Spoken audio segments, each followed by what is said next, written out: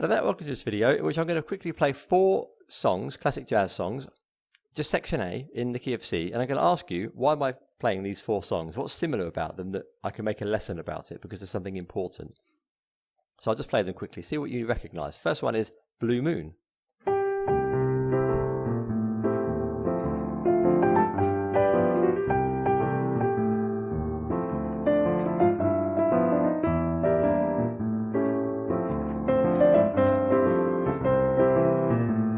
Turn around into At Last.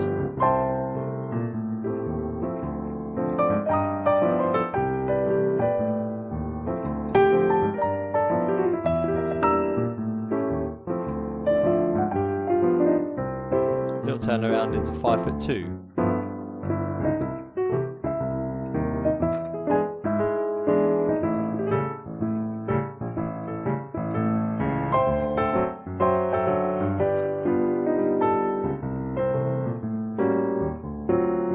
Anything Goes.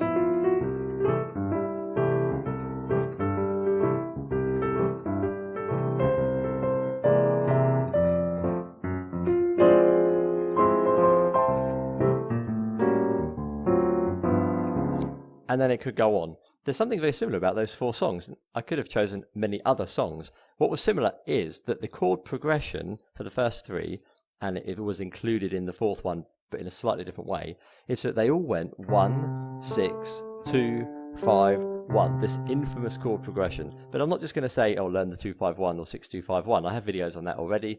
Many places on YouTube have that. It's very, very important. But I want you to understand that the 6-2-5-1 is not just a chord progression.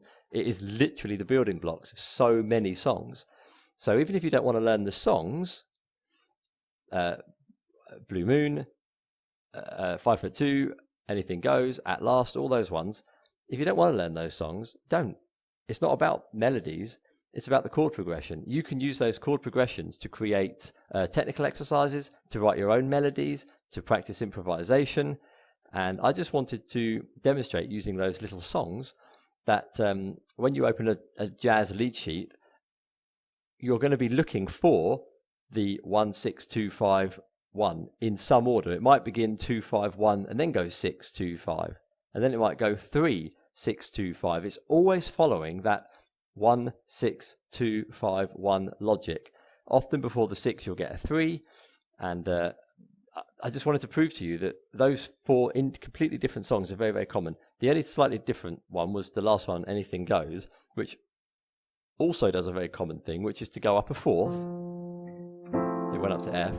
And then I'm playing F major 7 here, and then it went to F minor. You can play F minor with a major 7 as well for a bit more of an interesting sound, but the point is that it went up a 4th from C to F, and then it went to a minor, and then it went back to 1, and it still had a turnaround of 6, 2, 5, and then you start again. C7, up a 4th to the minor, 1, 6, 2, 5, and it starts again. So the 6-2-5-1 is a turnaround, which means you just sort of go, it just works its way back to the beginning and there's no words. And it's the foundation of many, many songs. Some variations that you can get exist on the 6 and on the 2, never the 5 or the 1. Although the 1 can be a major 7 or a 6. But the point is that on the 6 chord, it should be a minor 7 because of the modal theory stuff. I have a video on that. But it's very common that you'll play a 6 with a major 3rd. So know that, and because of that, therefore, because you have a major 3rd and a dominant 7, you can embellish that chord. I'll just show you 1 or 2 things I did. The first thing you can do in a jazz situation when you have a 7th chord is to play it as a 13, which means you'll put the dominant 7 on the bottom, the 3rd in the middle, and the 13, which is also the 6th, but it's technically the 13th in this structure, because 1 is down here, 13 is up here, is you play that 7-3-6. That's it. 7 and 6 makes 13. It's a nice way to remember it. And the 3rd goes in the middle because it's a major triad-based chord type. That's it. So I did that a lot. When you're playing a 13, there's a big space between the thumb and the, well, whatever the fingers are, let's say the 7 and the 3. There's a big space, which is the 9. If we're in the key of A, the B is a 9. And the flat 9 is right there as well. So it's very common to play a 13 with a 9. Sometimes you might play a flat 9, which is a very jazzy sound. with the 9, with the flat 9, without. So get used to playing around with that as a 6 chord in different keys. So in the key of F, the 6 is a D, so D7. The 13 is the B, or the 6. So the voicing is 7, 3, 13, or 7, 3, 6. And the 9 is the E. The flat 9 is E flat. So you've got all the same shapes. So just get used to playing those in different keys. So I did that a lot. It's just an instant shape. Some of these you'll play more frequently than others. In the key of C, F, G, E flat, and B flat, these are the most common keys. So get used to the 6, 2, 5, 1 in those keys, at least. Of course, all of them would be good, but start with those. There's only 5. And get used to the 13th on the 6th of those. That's very common. So the other thing is on the 2, it didn't happen in this, but I'm just saying it can happen. The 2 should be a minor 7. But there are songs, and I can't think of them right now, but I know they exist, where the 2 is a major third first, and then it becomes minor. So that's another thing that I recommend practicing. So if you put those 2 together, you'll play in the key of C, you'll play, but of course in the key of C, F, G, E flat, and B flat. But just to demonstrate, you'll play a 6 as a 13, and then you'll land on the 2 as a major third, and then go to the minor. And that's just a nice little movement. You can do that with different rhythms. You can do it with a walking bass, A up to D, up to G, something like that. So that sounds quite nice. So it sounds quite nice to do. The voicing here I played on D was a nice voicing as well. 3, 7, E is the 9, E sharp is the sharp 9. There's another jazz voicing to note. 3, 7, 9, or 3, 7, 3, 7, 9, or 3, 7, sharp 9. Sound very nice. You can also do 3, 7, flat 9. They're all kind of the same. Flat 9, 9, sharp 9. It's just the little finger that moves on top. Or the top note. You sometimes might play it with the ring finger, but natural fingering all the way. So there's just some common things that happen there. And even in 5'2", when it went to 3, that was a major third. It should be a minor 7, but it's a dominant 7 with a major third. Even the 6 is a major third. D is a major third. That's why that song sounds so happy, because it's all major thirds and 7s. 7, 7, 7, 7.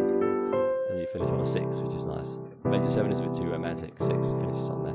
So all the jazz stuff is based on that. I just want to say one more thing actually about the 13 stuff. It's nice to lower the 13 a semitone to being like a sort of like a flat 13, let's call it. That sounds really nice. You can even go all the way down to the 5 if you imagine it with a walking bass. Just practice that, it's nice. And you can do that with a 9 or a flat 9. It just sounds really, really nice. So I'm playing the wrong note. I'm just playing C sharp, that's playing a flat 5. Ignore that. Here. Sounds really nice. It works with a flat 9.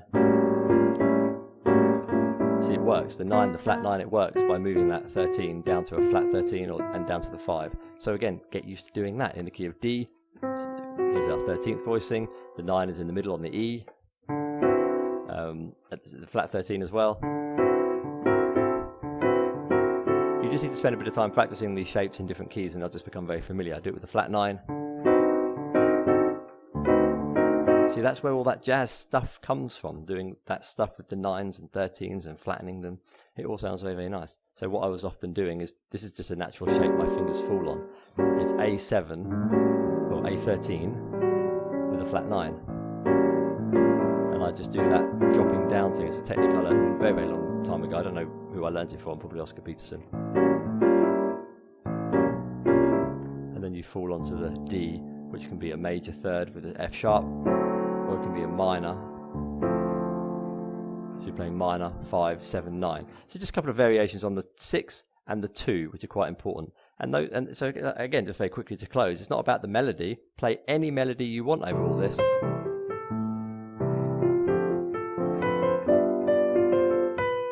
It just doesn't matter. And the other thing is that also in those songs, the third often went to a half diminished.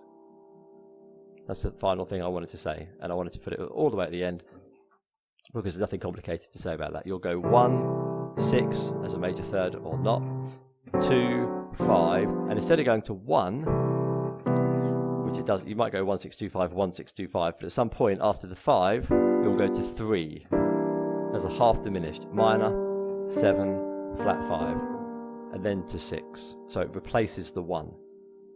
It happens so often. If you can drill those chord progressions 1 6 2 5 1 1 6 2 5 3 6 2 5 1, and then occasionally going up a 4th and then playing a minor and then going back to 1, so 1 4 4 minor back to 1 6 2 5 1. If you can get that down, you can literally play probably 60% of the jazz repertoire, because it's all based on that. I have another couple of videos on all this chord stuff, and I also have a complete chord playlist and a jazz playlist, jazz technical exercises, improvisation. So I've posted those below as well. They're going to be at the end of this video as well. And hopefully you've got a lot to play with from that little video, because there's quite a lot of content in there. Just get down all that stuff in the key of C, F, G, E flat and B flat, meaning the 6 2 5 1 in those keys. Play around with the 6th being a 13, the 2 being a major third, then a minor. Go to the 3 half diminished in the key of E flat, that would be a G half diminished, etc. And just get used to, get really familiar with it. And then when you look at a lead sheet, you'll just be so familiar with what you're looking at. It will be very quickly to learn all that jazz stuff. Very quick and easy to learn that jazz stuff. So there you go. As always, a likes, comments, subscriptions are always welcome. Have a look at my video management website, water pianism syllabus, perhaps Patreon, all my playlists, and I'll see you in the next video. All the best, and bye for now.